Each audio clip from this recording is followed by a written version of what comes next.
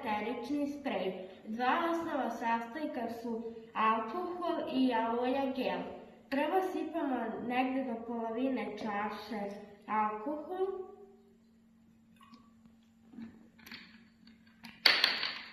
I onda sipamo aloe gel.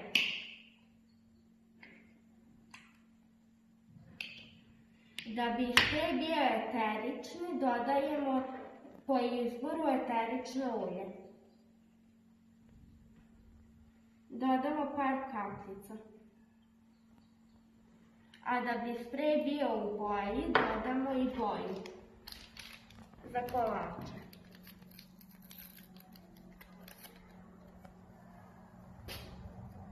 I onda to promešamo viljuškom.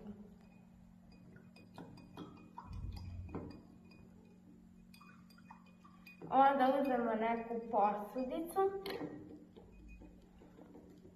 otvorimo i presipamo sve to u toj posudici.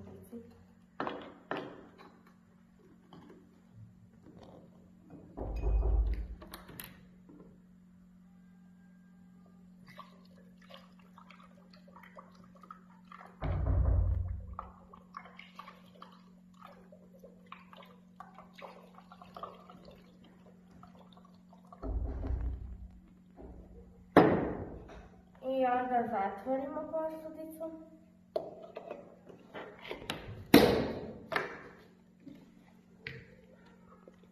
Promućkamo